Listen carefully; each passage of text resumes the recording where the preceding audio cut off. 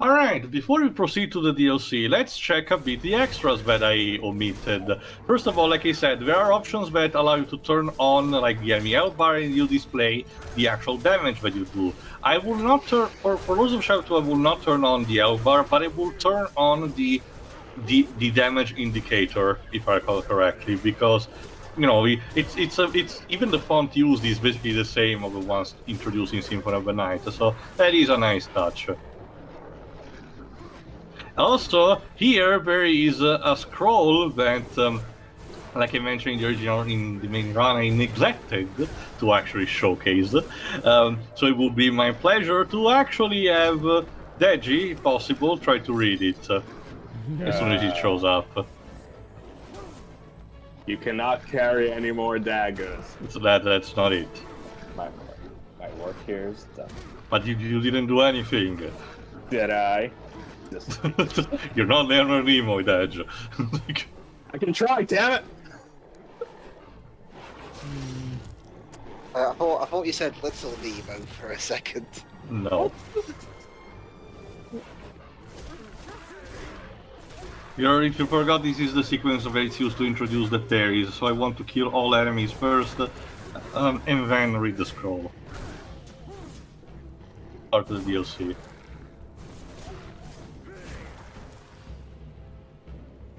There we go, one more enemy should be done.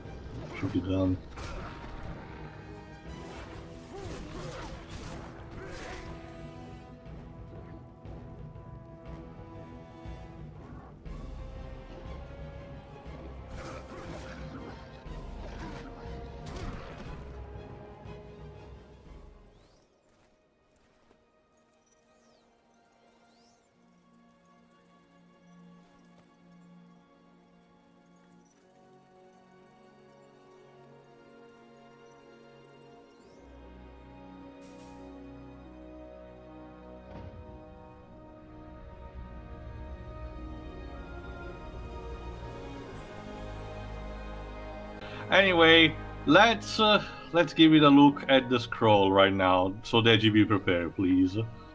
Basic actions, advanced moves, main characters. Basic actions. Lives. Sorry, Dej, you're not helping. In a second. Assume extras. There you go. Display. Artwork. Web artworking. Oh yeah, I forgot to mention. I also did turn the side Last icon. night, I dreamed that a beautiful woman visited me in my dreams. She was bewitching, mesmerizing. She told me a warrior is coming who will destroy the Lycan Lord, and that she and her people will help him. She was the queen of the fairies, and she spoke in a language I could not recognize. Yet I understood every word she said. I surely never looked upon such a beauty again again in all this world. If I died this day, I die having experienced things no other man can lay claim to, and so I can happily declare that blah blah blah. I didn't get laid. It's a lie. That the cake is not a lie. Moving on. Sorry. Chapter 13. So, since Zobek is kind of inconvenienced at the moment, we're gonna have Gabriel, you being the narrator for these ones. It seems like only yesterday that I stood there upon that cliff top, looking down into the abyss of my life. Everything that I'd ever loved taken from me.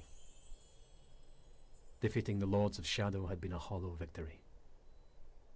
Now I was on a journey that I could never imagine in my darkest nightmares. As I stood there contemplating I have to say, my this fate, castle a voice in the entered my back in thoughts, that picture looks a awfully cry for help familiar. that I could not ignore. That's Probably because we're going back to it. The one of the Life, that one was of what was left of Carmilla. my broken humanity felt obliged to do the honourable thing. Is she still repay my alive or debt. not? She died, No. right? Well, you'll see that. Don't worry. I realized that none of us has any real control over our fate. We are like leaves on the wind, to be blown wherever we may. That's poetic, Robert. Thank you. Alright, one thing that should be noted for these DLCs is that a lot of cutscenes are actually instead being done with this 2D comic book-like art style. Probably because, you know, they were on a more tight time and cheaper budget. Because DLC and all that. Yeah, it's one of those cases where you can definitely, oh, this is the DLC part. That said, though, there are still in-game Again, I will cutscenes, explain. so... I will explain. Yeah, there are some. Also, I will explain a bit later about everything because now we need to set up. Remember, he picks up immediately after the end of the vanilla game, which has Laura contacting us telepathically. I am afraid. Oh, it's okay to be afraid, honey. Granted, It's not shoot, safe is for she me. all alone there now? Now that I think about it, we kind of killed Technically- everyone else. Gabriel, Yeah, you Tech- killed her mom, jerk. Well, Carmilla wasn't her real mom, and let's be honest, Carmilla was the one who turned her into a vampire in the first place, so no love lost. Not just that, she was also one of the Lords of Shadow, so so killing her when, was kind of a necessity. so So once you Gabriel, know, we go back just to the finds. castle. Yeah, Gabriel just finds a way to get back. It's more of a shrug than He was, anything. he but- was literally on a floating castle island in the abyss there, and He defeated Satan. He's fine. Not just that, remember, Pan is dead, so he did not have a flying transportation. but no, Defeating now Satan gives you the powers of teleportation. Look, Sure. once you defeat Satan, anything is possible. But whatever, what so matters welcome is back the to fact that we're Castlevania. Yahoo, Yahoo.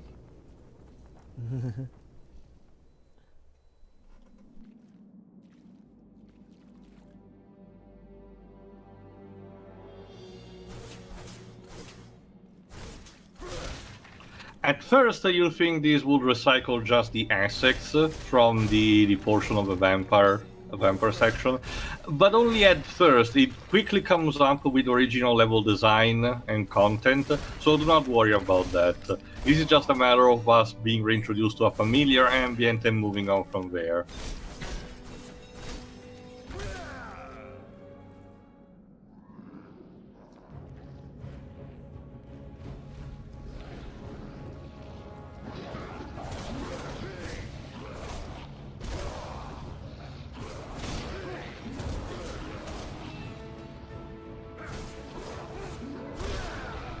Anyway, No. let me mention this.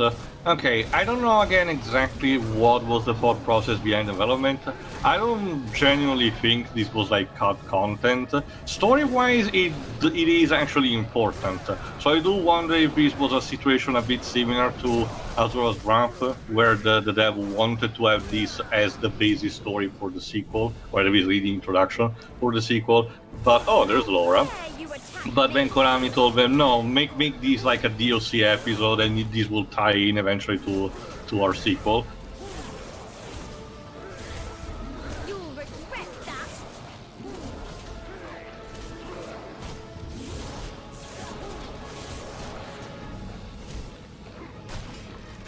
Anyway, the point is that right now Laura is actually helping us fighting the ghouls.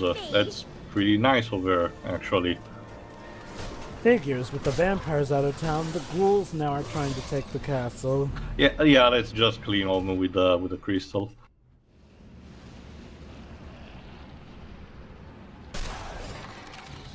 I wonder, There is you there go. anything that ever tells why every vampire except Laura pretty much bit the dust after we beat Carmilla?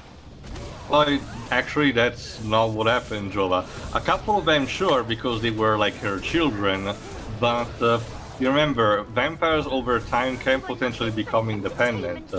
Oh, I get that. What I mean is, like, oh, it's weird that Laura's the only one who decided to hang around Castlevania for the time being. Well, she does consider it her home anyway, so... But anyway, let me continue.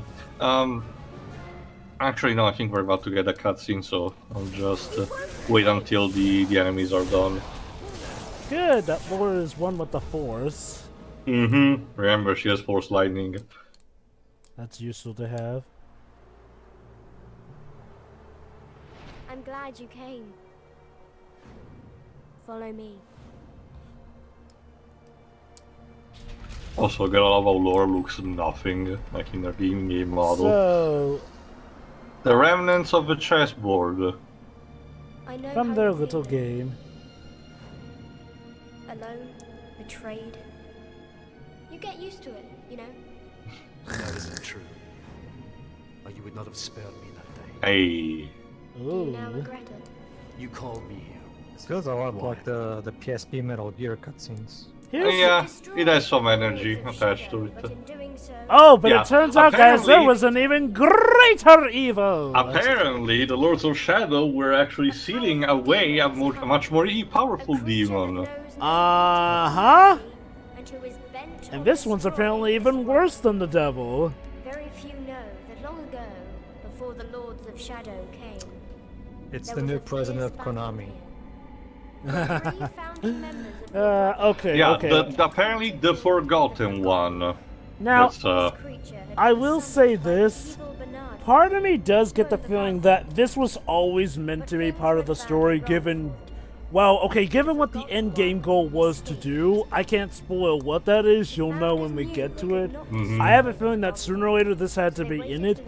I am a bit weirded out that they didn't just include this in the main campaign, though. Like, well, if this again, Java, I get the idea this was probably supposed to be the prologue portion of the second game, and they wanted to use that to captivate the audience. I suppose, to be fair, it's better having it be the end of the first game than the prologue for the second game because, well then...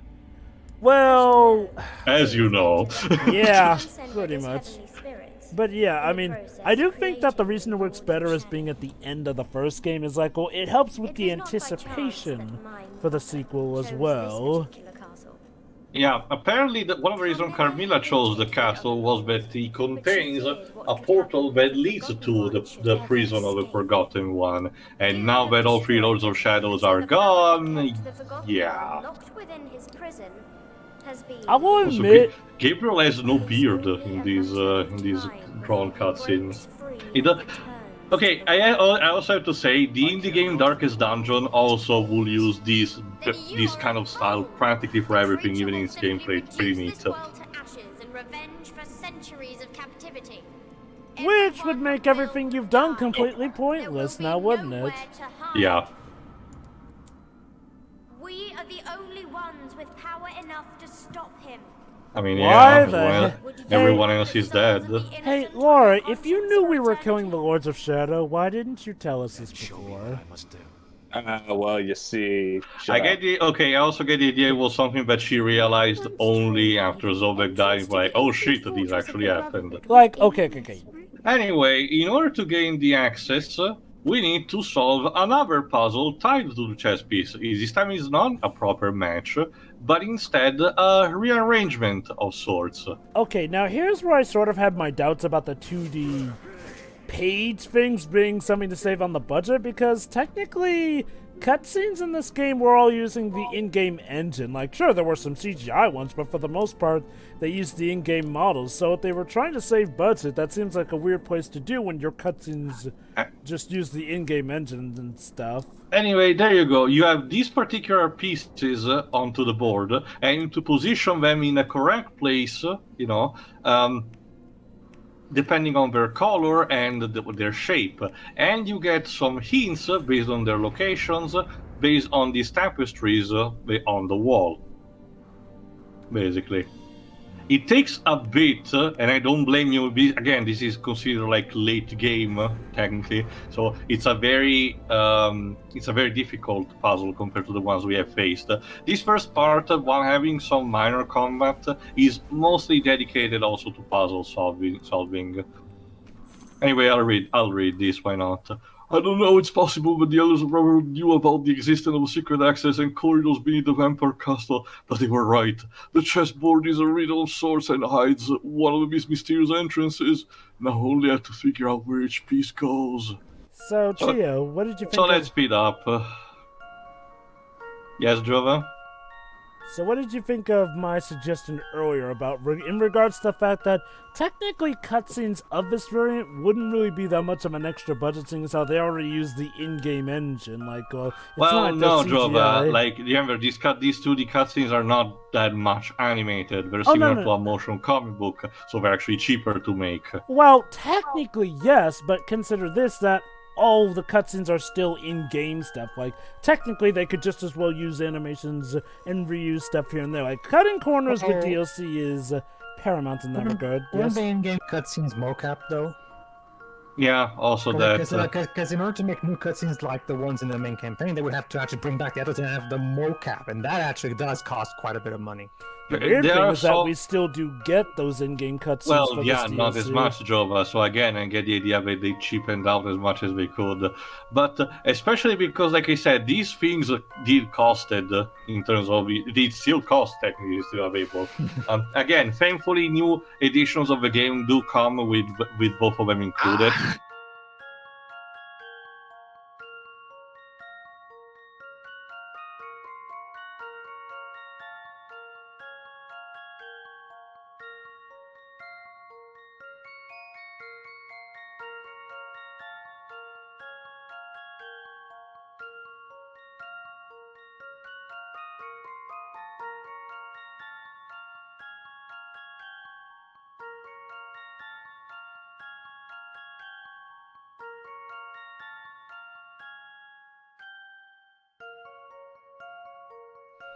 Well, remember, Java, there's a reason why every cutscene that Premonition has those recycle animations over and over, because every single There you cutscene in go. that game was animated by hand, not mocapped.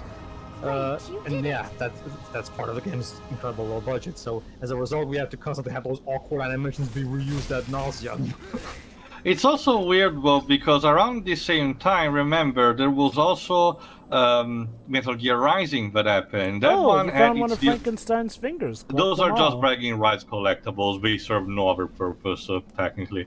Anyway, the Metal Gear Rising DLC episodes actually have, mocap cutscenes and all. Sure, they're not super elaborate compared to the Laura. main game. Oh, Yeah, she's bad. teleporting. Don't worry, Jova. It's Metal Gear 5 mocap. Yes. Solid 5. Okay. Well, that's the thing to remember. That was back in the day where Konami actually still had faith in Metal Gear. True, but remember, it was still done around the same time as this, so that one actually getting a bit more. I don't know. Evil is drawn to this place like a moth to the flame, and I could not at that moment deny that I myself had returned. Now, as I look back, I see the crooked path that I had been set upon all those years before, leading me inexorably to this moment. I can still see her face in my mind's eye. Poor dear Laura. Such a sad tale as ours. A tale of heroes who strove to save humanity, only to lose our own.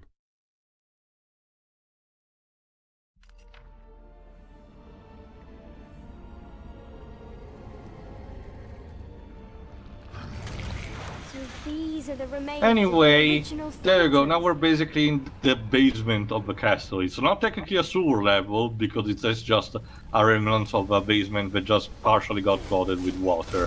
Where we do get kind of a new enemy type, but it's not something that we can actually fight off. And actually, I think the actual enemy description will arrive in a second. The Of course, you waters can just infested teleport. With horrible things that will eat you. Maybe you could have picked us up and teleported us with you? Maybe your magic No, will she can only teleport herself. Oh well. Anyway, suppose of that, and the dark waters that fill the caverns beneath the castle hide a creature whose name was forgotten long ago by man, one of the old gods themselves, who was attracted by the evil within this place and is imprisoned habitant. Thankfully for the humans, this immensely powerful and malevolent being rests, still deep in its eternal dream, but somehow its essence is spread through the water, giving origin to the monster known as Pawns of the Leviathan. What you need to do, basically, is to use... since again I was mostly experimenting a bit, but you have to use the Cyclone Boost to actually walk on the water. At first I thought we could just simply jump. Also, there you go, you get an actual 60 FPS cutscene where Gabriel actually gets eaten. Huh. Yummy. Come on, it's not that hard. Try to sprint It's over weird the water. because Why don't you Yeah. fly me there? I'm guessing it's kind of like what happened with Sonic Unleashed, where the PS3 version has the frame rate on cap, but the 360. Yeah, that's what I was telling you in the previous part, Pedro. Have you tried sprinting over Oh, I the know. water? It's just that it's hard to even notice because the game very rarely it goes over 30, and even when most of the times when it does, it's just like 32, 33. This is like the first time I noticed like a clear, solid 60. Anyway, for this next section, you have to just use the Seraph shoulder mostly to propel yourself over the high climbable. There you go. Although at the very least, there's no missing loading screens too. Oh, hey, Tio, about that, she literally just said that he could use her powers, so, But anyway, Pedro, what do you mean specifically?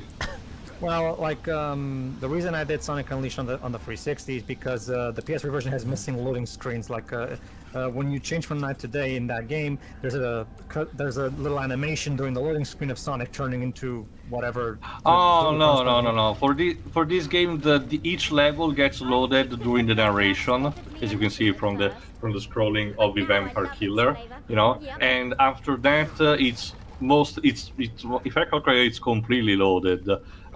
Maybe some of it can be actually masked during a cutscene that happens in between, but even so, the game managed to again mask it efficiently enough. It's because like an issue that was the thing in that particular generation of Sonic games was weirdly a lot of in Sonic Unleashed, PS3 had missing loading screens. Same thing with the Sonic Adventure 2 HD remaster, where the load screen hints were not in the PS3 version of that, even though they were in the 360 and PC versions. It was weird. I mean, it didn't feel like it would be a limitation. I mean, it should be perfectly easy to put that there.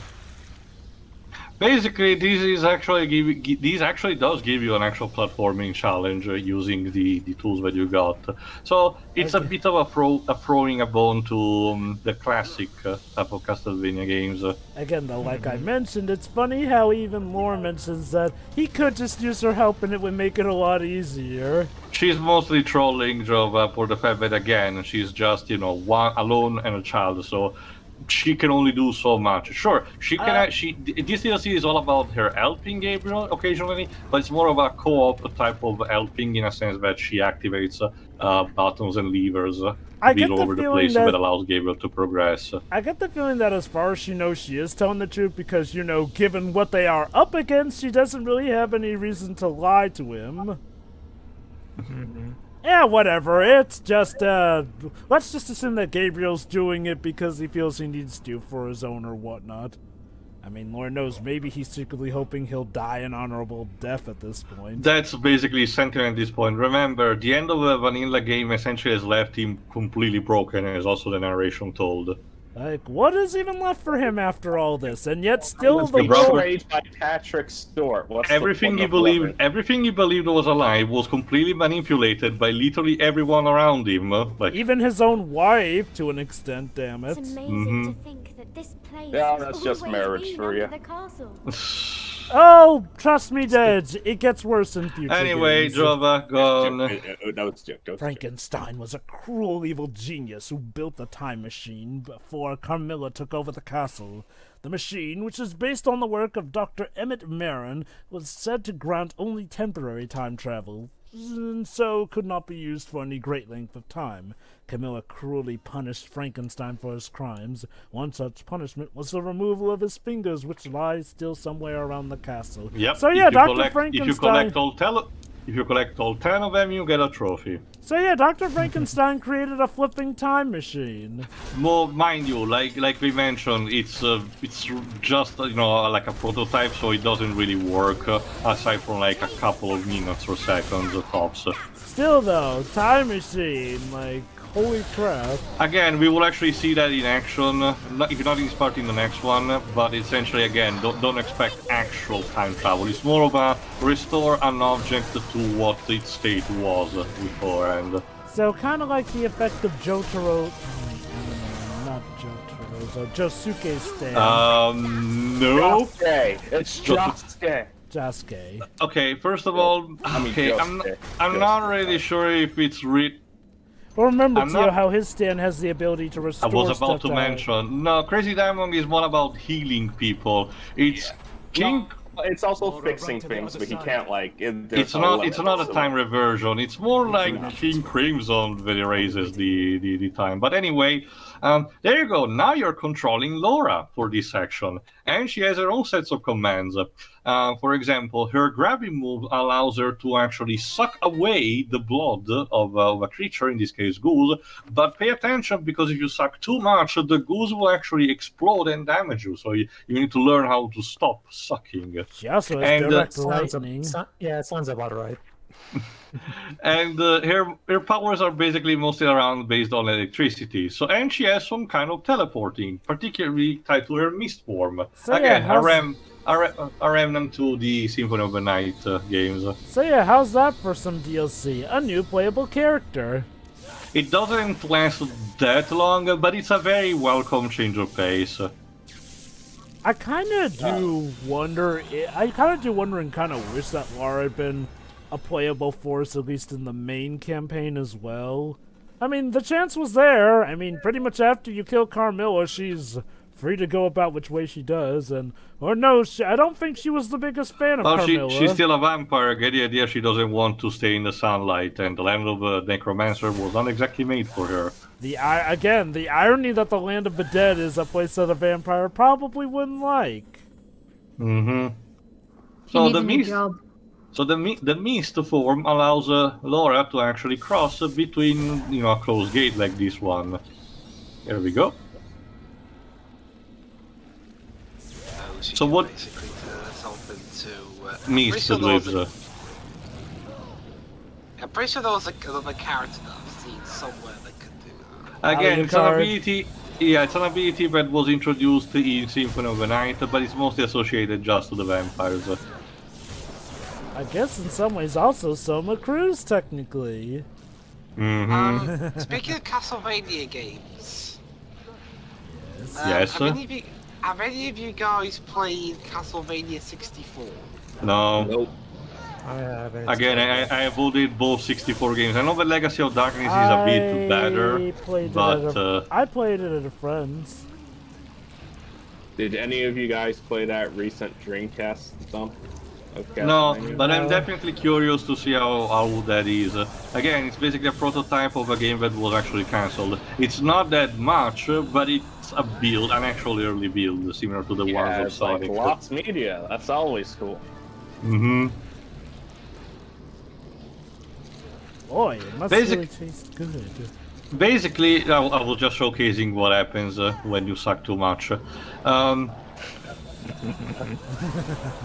Anyway, what you're supposed to do usually for these kind of challenges is to, mostly what Laura has to do in this case is actually to use her Force Lightning power to actually unlock some of these chains, while a later challenge will have her actually having to use a part of her blood to unlock a mechanism, which is basically an excuse for her to actually replenish it by killing the ghouls and sucking away their blood. Unlimited power. Basically. I wonder if maybe Vampire's powers just become different each time, because it's weird that Carmilla didn't have all this stuff under her belt, and you'd think her being the leader of all vampires would have had all the bells and whistles, so maybe it's just different for each person. Come on. Or she's an idiot. Or she was using just a different set. It's more like Jova said that each vampire gets their own set of powers. Oh, so it's like Twilight. Yeah, basically. Well, Jova, Twilight invented nothing. Maybe the sparkles at best. No. Twilight invented something. People's terrible taste in romance. No, Dej, there were terrible. That was already a thing way before Twilight, Dej. For my generation. Even if it wasn't Twilight that triggered that, something else would, Dej. It always happens with every generation at some point. Hey, how about 50 Shades of Grey? That happened later. When I was Like boy. back in the late 90s on the internet, people were telling me that Final Fantasy IX is a good example of good relationships. Yeah, no. Wait. Wait, 9? Wait. I thought No, Final 8, Fantasy 8. 9 was a good one. Okay. Yeah, Yeah, I was about to say. I thought you you said- only heard. You said you said 9. Yeah, you said Final Fantasy 9. Like, I dang, meant I to didn't. say- I meant to say 1999. Yeah, it was a Like- mistake. We won't dwell on it. Let's move Please. on. Anyway, Although to be fair, Final Fantasy does feel like it's gone for 1,999 sequels. anyway, now we're back She you're back in doesn't want control to be with left Gabriel. alone again. Aw, girl, are you starting to see Gabriel as a new father figure? Mm-hmm. It's not gonna last, is it? Dwibs, not everything has to be tragedy, despite the It's tragedy Castle- that has occurred. That's the thing, though. From what I've seen of this game so far, from what I've heard about the series as a whole, if there isn't at least one bit of really big if there's not at least 5 major bits of big tragedy in these games, then what's the point? Well, I'd say we already depends, had Dwibs, 5 points of tragedy before It depends. this point. With some games do end on a more positive note, In fact, most What? actually. Well, most of them like actually a do end Portrait on of Ruin, for example. Yeah. as well as Castlevania 3. Original tower that the founders built here. How is there winter down deep underground? Because now we're back at the exterior part. For the same, without spoiling anything for Deji, the same reason why there's sunlight in future London, if you know what I mean, Jova. But no, but that's the thing. We're not, despite being underground now, we're back on the the rear part of the castle, which is now back. Well, I mean, on the- to be fair, in terms of weird stuff done underground, the Looney Tunes are near the Earth's core, according to Space Jam. So what is unrealistic at this point? Exactly. We've already also, done accounting. Tio and I know what's underneath the Earth's core. It's hollow. I put it this way, Dej. 10 years ago it was Twilight. Nowadays it's Netflix's rom-coms. Oh, You wait. mean 13 Reasons Why? No, More stuff please. like 13 Reasons Why is many things, Dedge, not a love story. Yeah, definitely not a love story. That said, though, Anyway, this particular puzzle is pretty interesting. You need to use, there you go, the swinging on the rope like this in order to activate all of the lights. voila. Fuck. Okay, you want to talk crap romances? Let's talk about the fact that people are getting paid to make movies by getting their stories picked from Wattpad. There we go.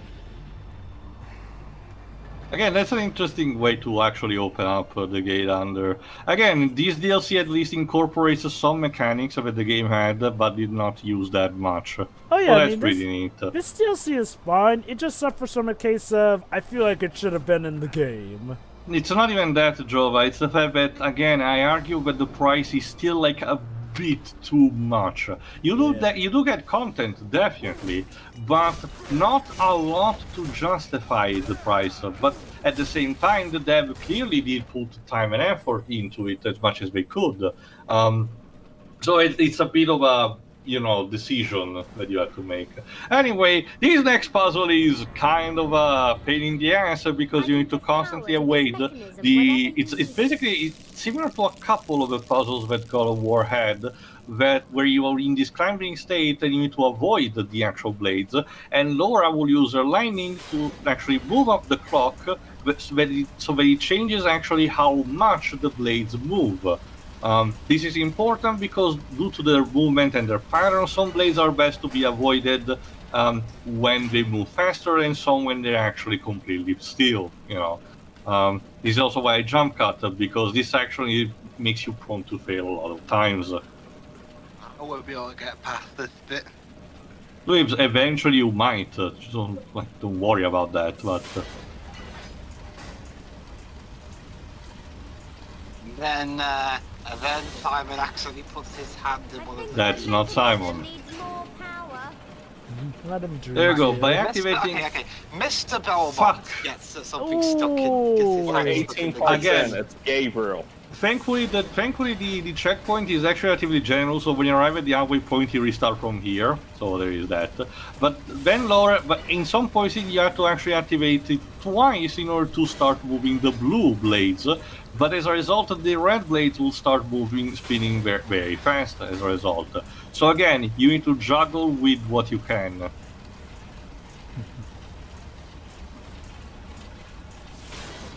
Here's an example that Netflix's Kissing Booth. That's basically Twilight but without vampires. Oh my god! Oh my Kissing god! Booth? Oh my god! Oh my god! Oh my I god! saw Kissing a Booth. poster of that. Oh, okay. Basically, too, you know, I mentioned the Wattpad stuff. Kissing Booth was a movie made because somebody's script from Wattpad got picked up and was made into a movie.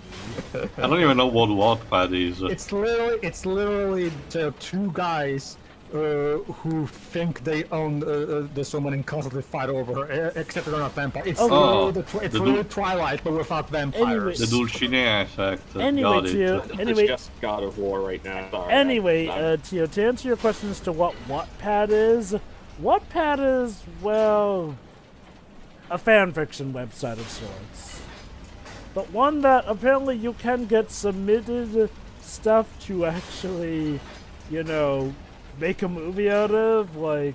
You know, Joe, at some point they're gonna make movies based on the Share My Story YouTube channel videos. Basically, Tio, it's a place where you can get certain fanfiction stories here and there. However, some of those stories are actually premium stories, as in stories that you have to pay to read or see. Like a BuzzFeed article. Basically, here's the thing. There's now this project called Wattpad Studios, essentially, where, if your story is submitted and considered good enough, you can get it to have it be produced as a movie, film, get it adapted to a TV series, or get it published as a book.